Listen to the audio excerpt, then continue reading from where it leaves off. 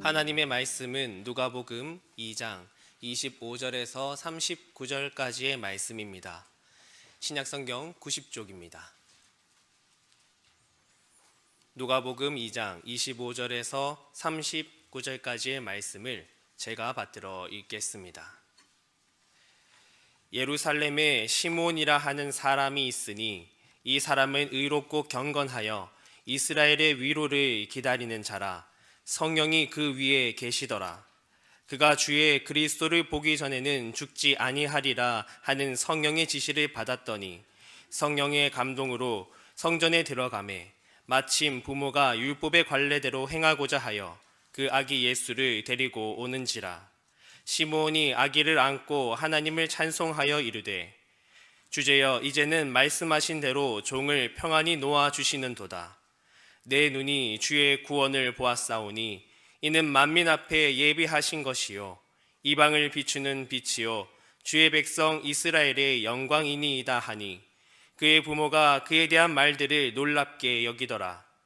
시므온이 그들에게 축복하고 그의 어머니 마리아에게 말하여 이르되 보라 이는 이스라엘 중 많은 사람을 패하거나 흥하게 하며 비방을 받는 표적이 되기 위하여 세움을 받았고 또 칼이 내 마음을 찌르듯 하니니 이는 여러 사람의 마음의 생각을 드러내려 함이니라 하더라.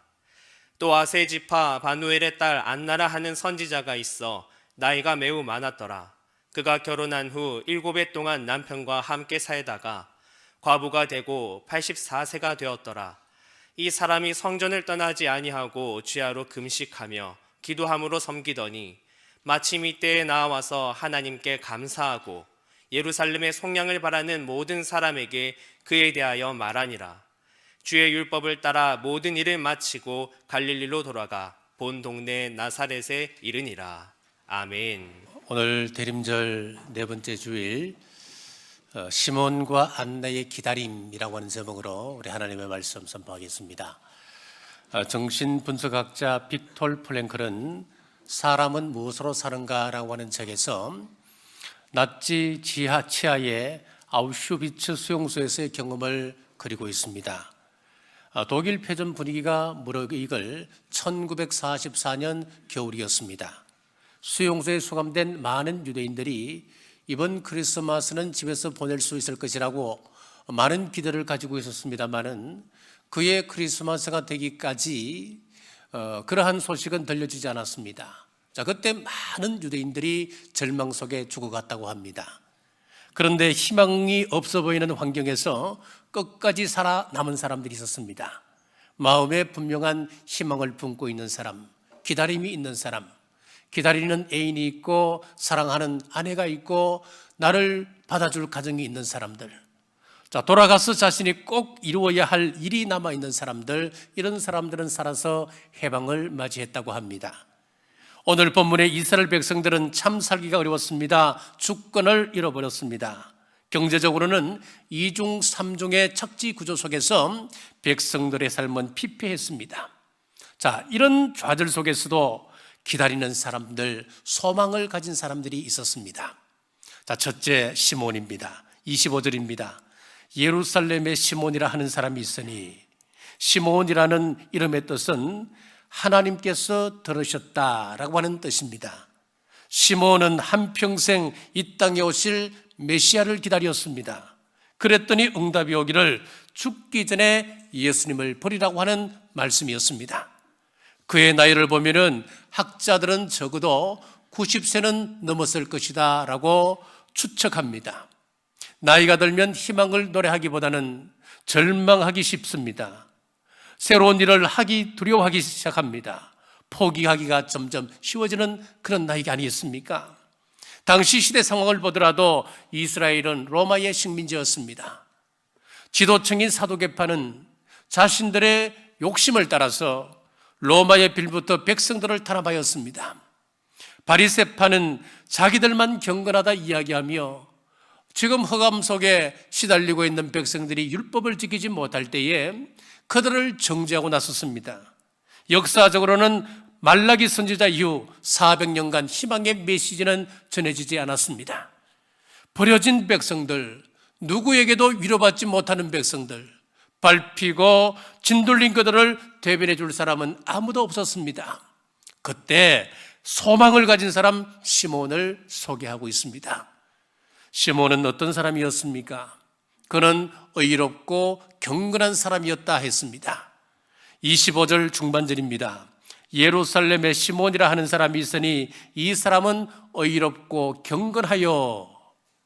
자, 성경에서 의롭다, 경건하다라고 하는 표현이 종종 나옵니다.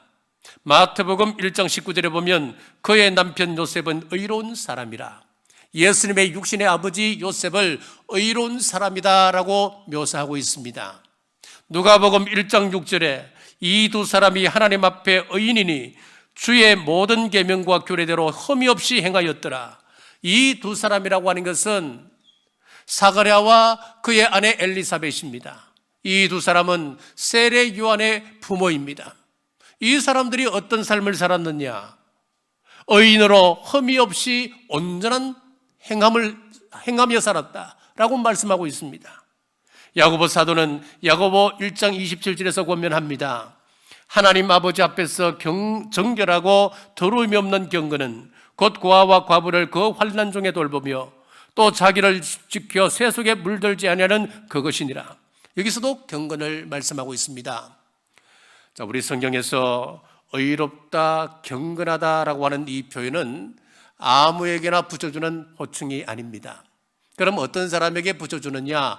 율법을 온전히 지키는 사람들, 율법에 충실한 사람들에게 붙여지는 호칭이라고 하는 것을 알 수 있습니다. 그러므로 오늘 본문의 시몬 또한 하나님의 율법을 온전히 지키며 살았던 사람이라고 하는 것을 알 수가 있습니다. 먼저 의롭다고 하는 말은 하나님과의 바른 관계 속에서 주어지는 말입니다. 우리는 스스로 행위를 통해서 결코 하나님의 의를 만족시킬 수가 없습니다. 우리가 애쓰고 노력한다고 해도 몸부림쳐도 하나님의 의는 전적으로 예수 그리스도 안에서 주어지는 것이지 우리의 노력으로는 불가능합니다. 그래서 칭의라고 이야기를 합니다. 로마서 3장 10절에서 18절에 보면 이런 우리 사람들의 정체에 대해서 구체적으로 말씀하고 있습니다. 기록된 바 의인은 없나니 하나도 없으며 깨닫는 자도 없고 하나님을 찾는 자도 없고 다 치우쳐 함께 무익하게 되고 선을 행하는 자는 없으니 하나도 없도다. 그들의 목구멍은 열린 무덤이요 그 혀로는 속임을 일삼으며 그 입술에는 독사의 독이 있고 그 입에는 저주와 악독이 가득하고 그 발은 피 흘리는 데 빠른지라. 파멸과 고생이 그 길에 있어 평강의 길을 알지 못하였고 그들의 눈앞에 하나님을 두려워함이 없느니라 함과 같으니라. 자, 이것이 우리 인간의 실존이라고 하는 겁니다. 자, 이런 모습을 가진 인간들이 아무리 힘쓰고 노력한들 어떻게 하나님의 의를 만족시킬 수 있겠습니까? 의로워질 수 없다고 하는 이야기입니다. 오직 하나님의 은혜로 예수님 안에서 주어지는 것이 의라고 하는 것입니다. 시몬은 하나님 앞에서 의로운 자라고 인정을 받았습니다. 사랑하는 여러분, 예수 그리스도 안에서 하나님의 의로 우리는 의로운 자라 인정받으시길 주님의 이름으로 축복합니다. 의가 하나님과의 관계를 통해서 이루어지는 것이라면 경건은 하나님 앞에서 의로운 자의 모습으로 살아가는 것을 말합니다. 경건이라고 하는 말을 헬라어로 디카이오스라고 하는 단어를 사용하는데 그 뜻을 살펴보면 공정하다, 흠없다, 그리고 거룩하다, 그런 뜻을 가지고 있습니다. 즉 시몬은 공정한 사람이었습니다. 의로운 사람이었습니다. 그리고 흠이 없는 삶을 살아갔던 사람이었습니다. 경건한 자는 예배를 소중히 여깁니다. 예배를 통하여 하나님을 만나고 하나님의 은혜를 체험합니다. 경건한 사람은 말씀을 소중히 여깁니다.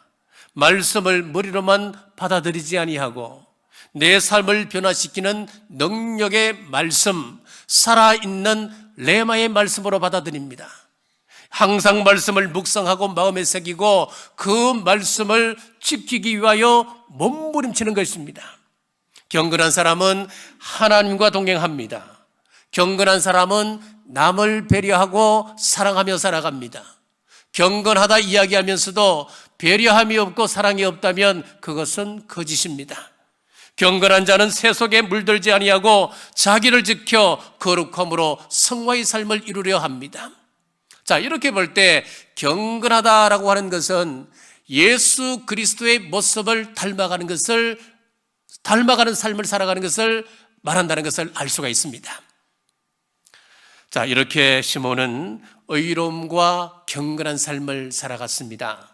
사랑하는 여러분, 시몬이 의롭고 경건한 삶을 살아가는 사람이라 할지라도 환경이 극악한 상황이 된다면, 희망이 보이지 않을 때는 그 삶이 흐트러지기 마련 아니겠습니까? 그런데 이 시몬이 하나님으로부터 받았던 그 말씀을 끝까지 이루려 초지일관 나갔던 그 동기가 어디에 있겠습니까? 자, 하나님의 약속을 붙잡았기 때문입니다. 어떤 약속이었습니까? 25절 중반절입니다. 이스라엘의 위로를 기다리는 자라. 이스라엘의 위로라고 하는 것은 이스라엘의 구속을 이야기합니다. 다시 말해서 오실 메시아를 기다리고 있었다라고 하는 말씀입니다. 우리 하나님의 약속은 이렇습니다. 이사야 35장 1절에서 10절입니다. 광야와 메마른 땅이 기뻐하며 사막이 백합화같이 피어 즐거워하며 무성하게 피어 기쁜 노래로 즐거워하며 레바논의 영광과 갈멜과 샤론의 아름다움을 얻을 것이라. 그것들이 여호와의 영광 곧 우리 하나님의 아름다움을 보리로다. 너희는 약한 손을 강하게 하며 떨리는 무릎을 굳게 하며 겁내는 자들에게 이르기를 굳세우라, 두려워하지 말라. 보라, 너희 하나님이 오사 보복하시며 갚아주실 것이라. 하나님이 오사 너희를 구하시리라 하라. 그때에 맹인의 눈이 밝을 것이며 못 듣는 사람의 귀가 열릴 것이며 그때에 저는 자는 사슴같이 뛸 것이며 말 못하는 자의 혀는 노래하리니 이는 광야에서 물이 솟겠고 사막에서 시내가 흐를 것입니다. 여호와의 속량함을 받은 자들이 돌아오되 노래하며 시온에 이르러 그들의 머리 위에 영영한 희락을 띠고 기쁨과 즐거움을 얻으리니 슬픔과 탄식이 사라지리로다. 자, 이 약속이었습니다. 자, 이 약속을 굳게 믿고 그는 초지일관 변하지 않는 믿음으로 나아갈 수 있었습니다. 여러분, 우리 하나님의 약속은, 우리 하나님의 시간은 우리가 생각하는 시간과 다릅니다. 1.1획도 오차가 없으십니다. 살다 보면 왜 이렇게 응답이 없을까? 왜 이렇게 주님의 재림이 더뎌지는 것일까? 애달파하는 사람들이 경우가 종종 있습니다. 그러나 우리 하나님의 시간은 정확하십니다. 그 당시 많은 사람들이 메시아를 기다렸습니다. 많은 사람들이 메시아가 올 것이라고 믿고 있었고, 메시아가 이 땅에 오신다면 내가 당연히 맞이해야지 라고 생각들을 하고 있었습니다. 그러나 언제 오실지 확신이 없었기 때문에 수동적으로 기다리고 있었습니다. 무슨 이야기냐면은 메시아가 오시는 건 내가 확실히 믿지요. 나는 하나님을 믿는 사람입니다. 재림신앙을 믿습니다. 재림신앙으로 투철한 사람입니다. 말은 할지 모르지만은 내일인지는 알 수 없기 때문에 꼭 성경이 말씀하고 있는 그런 삶을 살 필요가 있습니까? 예, 그렇게 생각하고 살아간다는 이야기입니다. 자, 그런데 오늘 25절에 기다린다라고 하는 이 말씀은 수동형이 아니에요. 능동형으로 기록되어져 있습니다. 그러니까 의로운 삶을 살고 경건한 삶을 살면서 적극적이고 능동적으로 메시아의 오심을 기다리며 살고 있었다, 그 말씀입니다. 정신과 의사였던 폴 트루니에는 현대 신앙인의 비극 중에 하나가 구도 정신을 상실했다고 하는 것이었습니다. 무슨 이야기냐면은 주님 다시 오실 것을 믿고는 있지만은, 말로는 하지만은 실제적인 삶을 들여다보니까 진지한 고민 없이 살아가더라고 하는 것입니다. 저와 여러분의 삶은 어떻습니까? 예수 그리스도의 다시 오심을 믿으면서 그 약속을 붙잡고 의롭고 경건한 삶을 살아가고 계신지요? 아멘은 합니다. 하지만 악을 즐기고 회개에 합당한 열매가 없다고 하는 겁니다. 죄는 어떤 식으로든 정당화시킬 수가 없습니다. 죄에서 돌아서야 됩니다. 이러한 삶이 약속을 붙들고 살아가는 사람들의 삶의 모습이라고 하는 것입니다. 사도 바울께서 수많은 환난을 당하셨습니다. 그가 수많은 환난과 고통 중에서도 그가 배반하지 아니하고 저 천성을 향하여 나아갈 수 있었던 이유가 어디 있었습니까? 바로 약속 때문에 그렇습니다. 바울의 여정을 대표했던 누가나, 바울 옆에서 도와주었던, 그림자처럼 도와주었던 브리스길라와 아굴라 같은 사람을 보십시오. 고아를 돌보았습니다. 연약한 사람들을 도왔습니다. 그러한 사람들이 그러한 삶을 끝까지 지속할 수 있었던 이유가 어디 있었습니까? 약속의 말씀 때문에 그렇습니다. 지금 세상은 경건을 지키기 힘든 세상입니다. 미국 캘리포니아 공공건물 화장실에는 남녀 구분을 가리키는 표지판이 사라진 지가 오래되었습니다. 이는 동성애자, 양성애자, 성전환자들을 옹호하는 정책입니다. 샌프란시스코, 필라델피아, 워싱턴 DC에도 이 법안이 통과되었습니다. 지금 미국 유수의 대학 150개 대학에서는 성중립 화장실이라고 하는 말이 유행처럼 흐르고 있다고 합니다. 자, 이 시대가 얼마나 불경하고 타락하였는지를 알게 합니다. 하지만 세상이 어떠하다 해도 초림 때 시몬이 그랬던 것처럼 요한계시록 22장 20절 이것들을 정언하신 이가 이르시되 내가 진실로 속히 오리라. 장차 심판대가 있다고 하는 말씀을 믿으며 우리는 하루하루 절제하며 의롭고 경건한 삶을 살아가시길 주님의 이름으로 축복합니다. 자, 둘째는 안나입니다. 36절입니다. 또 아셀 지파 바누엘의 딸 안나라 하는 선지자가 있어 나이가 매우 많았더라. 그가 결혼한 후 7해 동안 남편과 함께 살다가, 여기 안나라고 하는 한 여인이 등장하는데 자기 남편과의 인연은 그리 길지를 못했습니다. 7년 만에 남편이 세상을 떠나고 말았습니다. 자, 37절입니다. 과부가 되고 84세가 되었더라. 자, 과부가 되고 84년이 지났으니까 거의 100세가 넘었던지 아니면 그 근처일 것 같아요. 그런데 우리가 이분의 나이가 중요한 것이 아니고 이분이 나이가 긴 세월 동안 어떤 삶을 살며 주님을 기다렸던가, 그것이 중요합니다. 37절입니다. 이 사람이 성전을 떠나지 아니하고 주야로 금식하며 기도함으로 섬기더니, 자, 시몬은 의롭고 경건함으로 예수님을 기다렸다고 한다면은 안나는 어떻게 했느냐? 성전을 떠나지 아니하고 금식하며 기도함으로 예수님을 기다렸습니다. 우리나라가 6.25 전쟁을 치르면서 남북 간에 수많은 가정들이 깨어졌습니다. 이 산 가족들의 사연을 한번 들어보면 참 가슴 아프지요. 어떤 가정에는 아들을 군대 보내놓고 아들이 내일이라도 돌아올 것처럼 매일 기다리는 거예요. 따뜻한 밥을 해놓고 아들을 기다리는 그 엄마. 그리고 어떤 가정에서는 결혼한 지 얼마 되지 않아 남편이 징집을 당하고 그 남편이 돌아올까 봐 피난도 가지 못했던 그런 아픈 가슴 살 아픈 이야기들. 자, 여러 가지 이야기들이 있습니다.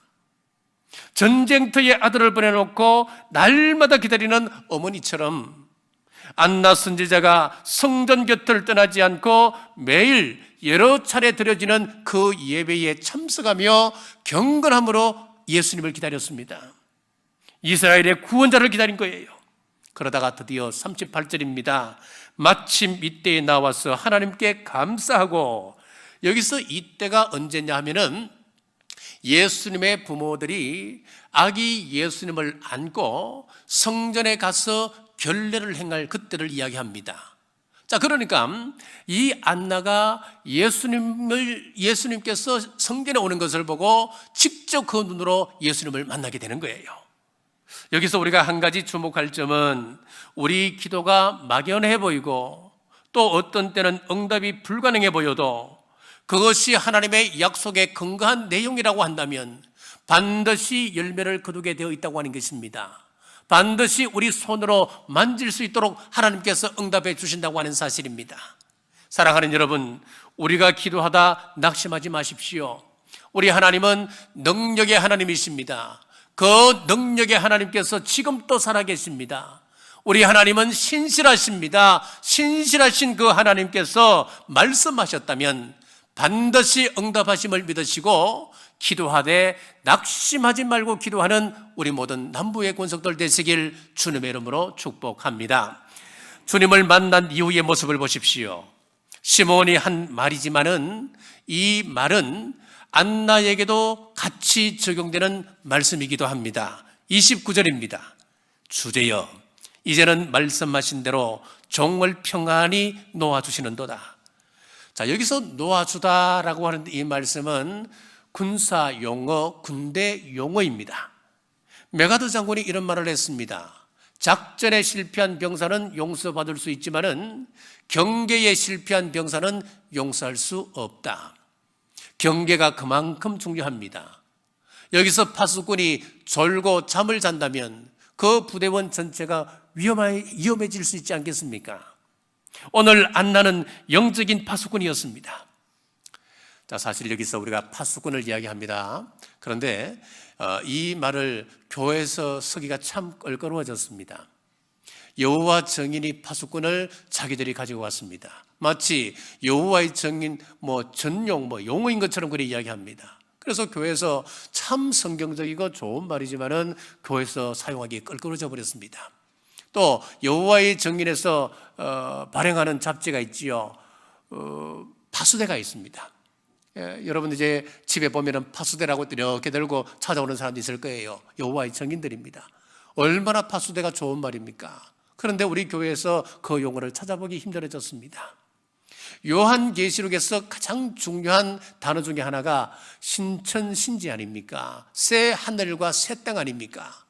그런데 이 신천지가 사용하는 바람에 우리가 사용하기 굉장히 좀 껄끄러워졌습니다. 자, 어쨌든 우리 그리스도인이라고 하는 것은 이 세상 속에서 파수꾼들이에요. 그럼 우리 교회는 뭐겠습니까? 파수대입니다. 파수하다 이 말은 세상을 바라보다 주목하다 그런 뜻을 가지고 있습니다. 여러분, 경계병은 항상 깨어 있어야 합니다. 이 세상을 주목하고 바라볼 수 있어야 합니다. 경계병이 졸다가 졸게 되면은 그 집단은 다 죽는 것입니다. 그 시대가 죽고 그 시대 문화가 죽는 것입니다. 우리 그리스도인들은 이 깜깜한 어두운 세계 시대에 경계 근무를 하는 사람들입니다. 시몬과 안나는 100세 가까이 나이가 들기까지 우리 예수님을 기다리는 파수꾼 역할을 감당했습니다.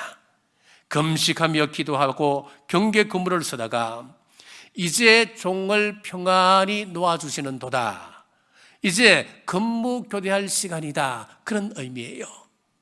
근무 교대하는데 누구에게 인계하는 겁니까? 바로 저와 여러분들에게 인계하고 있다고 하는 사실을 믿으시길 주님의 이름으로 축복합니다. 자, 셋째, 시몬과 안나의 공통점입니다. 25절 하반절입니다. 이스라엘의 위로를 기다리는 자라 성령이 그 위에 계시더라. 우리가 파수꾼 직분을 잘 감당하려면은 우리 한 어떤 뭔가 있어야 될 것 아니에요. 무작정 받을 수 있겠습니까? 우리가 어떻게 그 파수꾼으로서의 자격이 갖춰지는 것일까요? 어떻게 이 일을 잘 감당할 수 있는 것일까요? 자, 이분들 위에 누가 계셨습니까? 성령님이 그 위에 계셨더라 그랬습니다. 성령님께서 이분들과 함께 동행했습니다. 성령님께서 우리와 함께 하신다면 우리 또한 가능합니다. 그 다음 절을 보십시오. 26절입니다. 그가 주의 그리스도를 보기 전에는 죽지 아니하리라 하는 성령의 지시를 받았더라. 성령님께서 그들의 위에 계셨고 성령님께서 지시를 하셨습니다. 그리고 지시대로 따라가는 거예요. 27절입니다. 성령의 감동으로 성전에 들어가며 보십시오. 성령님께서 위에 계셨고 또 성령님께서 지시하셨고 성령님의 지시를 따라 그들이 성전 안으로 또 들어갔습니다. 이렇게 철저하게 성령님의 인도에 순종하며 움직였다고 하는 사실입니다. 성령님의 인도를 따라 파수꾼처럼 두 눈을 부릅뜨고 지킨 결과 성전에서 예수님을 만나게 되었습니다. 지금 이 나라의 현실은 암울합니다. 정치를 보면은 큰 혼란 속에 있습니다. 중국이라고 하는 블랙홀 같은 세력이 북한을 조종하여서 이 나라의 혼란을 가중시키고 있습니다. 경제는 어떻습니까? 주변국의 견제 속에 점점 설 자리를 잃어가고 있는 듯 보입니다. 고 이병철 삼성 회장이 산업의 살이라고 했던 반도체 산업, 말 그대로 대한민국 사람을 잘 먹고 잘 살게 해주었던 살밥 같은 반도체 산업이 큰 위기에 봉착했습니다. 그동안 한국에서 반도체를 조달해갔던 미국이 복잡한 중국과의 관계 속에서 불안을 느끼고 이제는 미국 내에서 반도체를 생산하겠다, 조달하겠다 말했습니다. 미국에 이어 EU도 그 안에서 직접 조달한다. 그래서 반도체에 올인하겠다라고 말했습니다. 21세기 중국을 대체하려고 하는 인도를 보십시오. 반도체 산업의 타타그룹이 118조라고 하는 어마어마한 돈을 투자해서 인도 내에서 반도체를 생산하겠다 선언해버렸습니다. 대만 TSMC는 일본의 두 번째 공장을 지을 가능성에 대해서 내비치고 있습니다. 종교는 어떻습니까? 종교가 큰 바의 얼굴을 해야 된다. 그 역할을 해야 된다. 미래학자들이 촉구하고 있습니다만은 과연 이 땅의 종교들이 그 역할을 감당할 역량이 있는지요? 대형 교회들은 세습 문제, 비자금 문제 등 온갖 구설수에 휩쓸려 있습니다. 그리고 몇몇 목회자들의 7개 문제도 큰 문제거리로 남아있고 이로 인하여 교회가 설 자리가 점점 좁아지고 있습니다.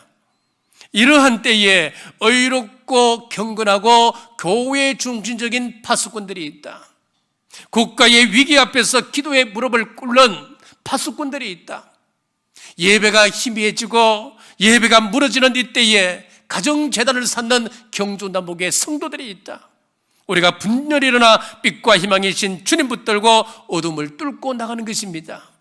촛불 들고 나가 외치는 것 중요한 일입니다만 빛이신 예수님을 붙들고 우리가 의롭게 살고 경건하게 사는 것, 이거 더 중요합니다. 이벤트 한 번 하고 끝나버리는 것 아무런 의미 없습니다. 지금 이 땅이 얼마나 힘들어졌습니까? 이러한 때 우리 믿음의 사람들은 파수꾼들처럼 두 눈을 부릅뜨고 성령 충만함으로 의롭고 경건하게 살며 예배와 기도의 삶을 실천해 나가야 합니다. 이것이 주님 기다리는 능동적인 삶의 자세임을 믿으시길 주님의 이름으로 축복합니다. 그리하면 내가 먼저 은혜 받습니다. 나아가 내 주위의 사람들이 나를 통하여 위로받고 낙심의 자리에서 일어나게 됩니다. 대림절을 보내며 메시아를 기다렸던 시몬과 안나의 삶이 우리 모든 성도님들의 삶이 되시길 주님의 이름으로 축복합니다. 기도하겠습니다. 대림절 넷째 주일을 맞아서 소망의 말씀을 나누게 하심 감사합니다. 시몬과 안나는 위로가 필요한 시대에 위로를 기다렸습니다. 의롭고 경건하게 살았습니다. 성전 중심의 삶을 살며 기도하며 기다렸습니다. 우리 또한 성령 충만함으로 의롭고 경건한 삶, 예배의 삶, 기도의 삶을 살며 주님을 기다리게 하옵소서. 다시 오실 예수님 이름으로 간절히 기도드리옵나이다. 아멘.